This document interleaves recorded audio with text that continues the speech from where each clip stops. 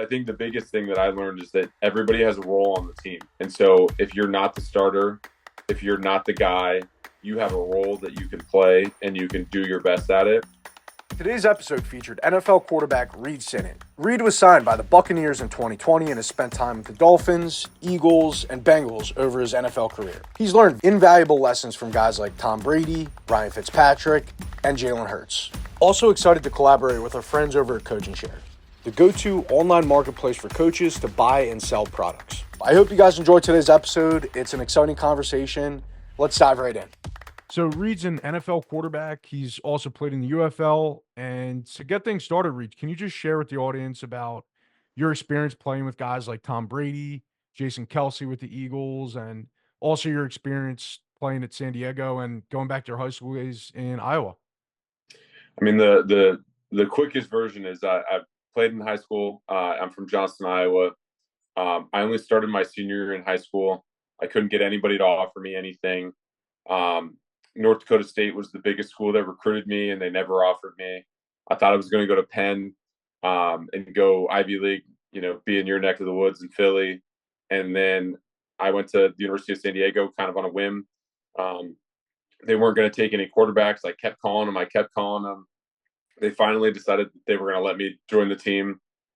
And, I'll never forget Dale Lindsey, the head coach, who's no longer there. He, as a freshman, said that I was in my, end of the season meeting. He said I was one of the biggest surprises they'd had. And he felt like if I kept developing, I could be an NFL player. And I remember him saying that to me. And he played with Jim Brown. Like, he's an old school NFL guy.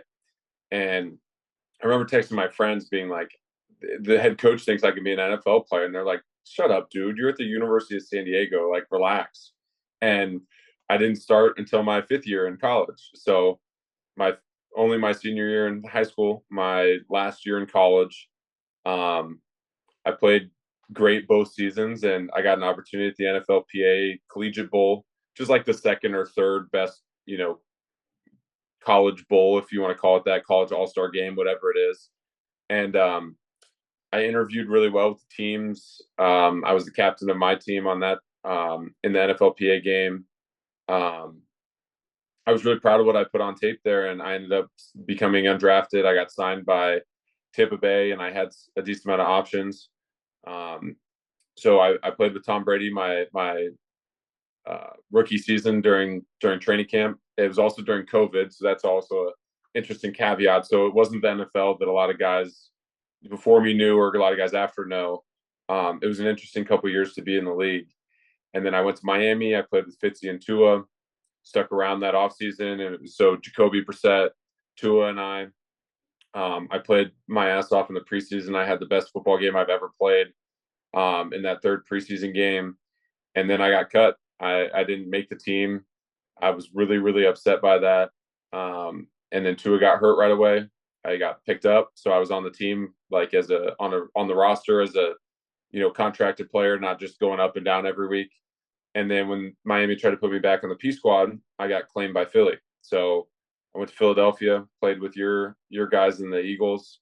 And then, I bounced around a little bit since then and just finished up a UFL season. But I mean, it's a crazy journey. And I think there's a lot of different stories to be told about the NFL.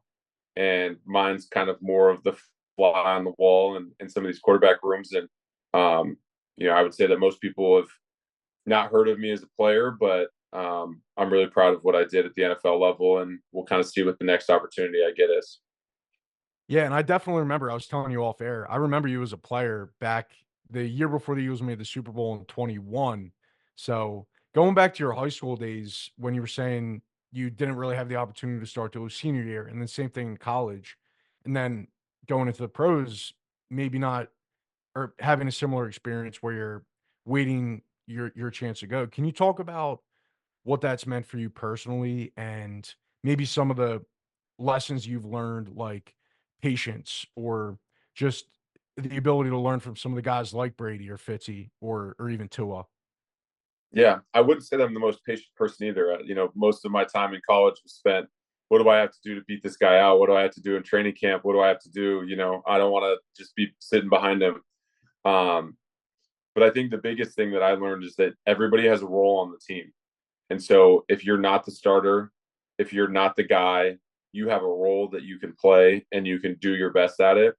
And sometimes that means that you're not going to get any reps on the field. But if you can help that guy be prepared for a game day, if you can be supportive of your teammates, if you can be excited for guys and their successes, whether they're in your position group or not, I think that stuff goes a long ways. And especially at the NFL level, you see guys that are oozing with talent, but they don't understand how to be a teammate or not be the starter.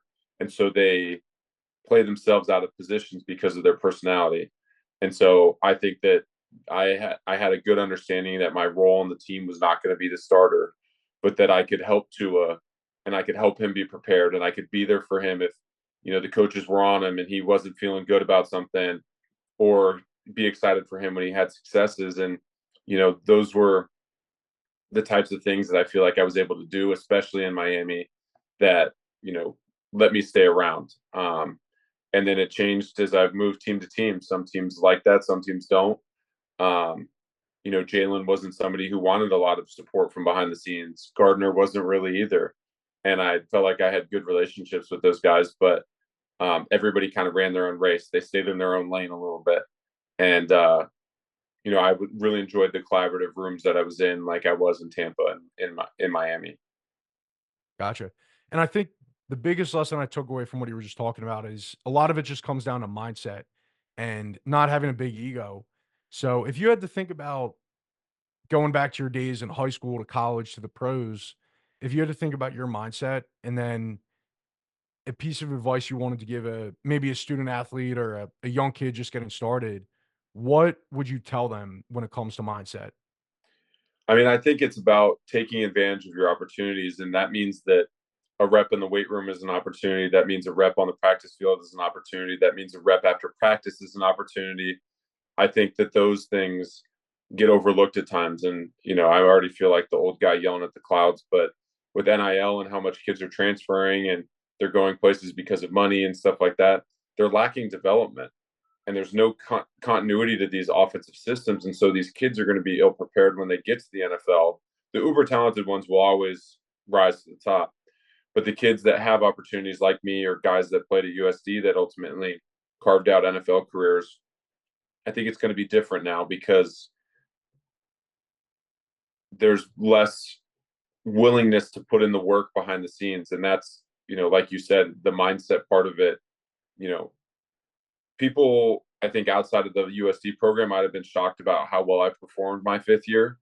But I think my teammates and stuff understood that I got better all the time behind the scenes, that like I was taking advantage of those scout reps, that I was working hard in the weight room.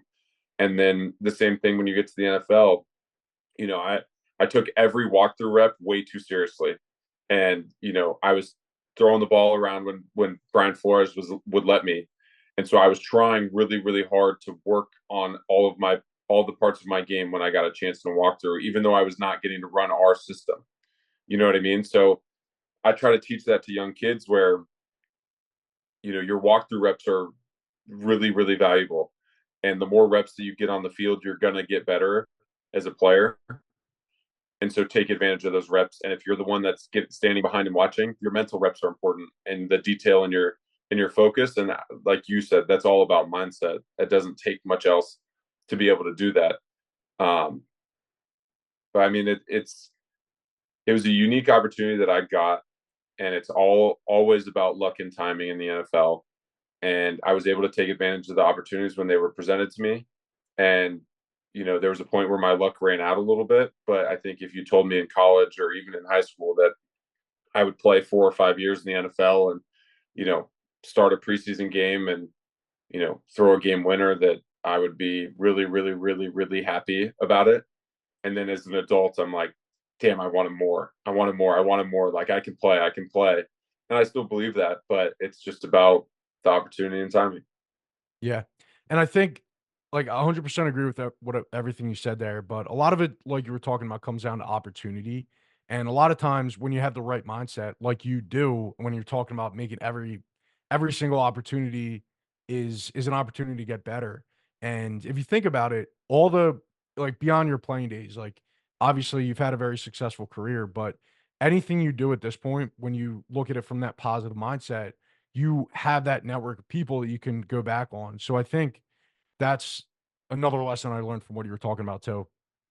Yeah, I mean, I'm trying to put this camp on in my hometown for my Rising Tide Quarterback Academy, and I'm reaching back out to players that I've worked with and things like that. And it's awesome for me to feel like I could shoot Ryan Fitzpatrick a text and be like, "Hey man, are you willing to come support me at my camp and do this and do that?" And he's not going to be able to make it this year, but he's so gracious towards me about it. And I think that those kinds of relationships are they're important to me. And for somebody like him to have the kind of career where he played 16, 17, 18 seasons and was very similar to me coming up, it's really special to have those long-term relationships. For sure. Yeah, you can't discount the value of a good relationship for sure. I 100% agree. Awesome, man. Well, any last words, Reid, you want to share with the audience?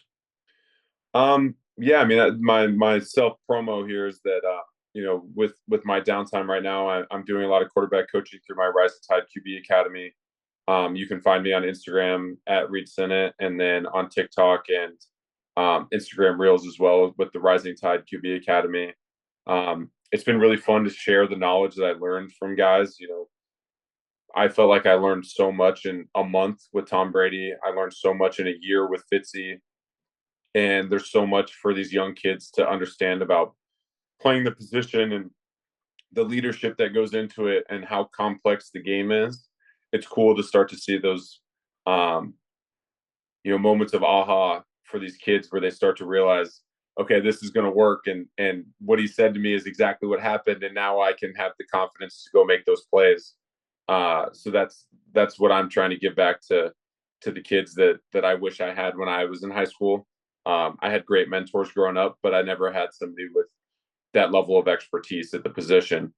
So that's what I'd like to do with my free time. And I'll be in your neck of the woods this week, Justin, going to Philly to see my girlfriend's family, and then we're going to a taping of Hell's Kitchen in Connecticut. So There you go. if we get a chance, maybe we'll grab some La Colombe coffee or something. Yeah, for sure.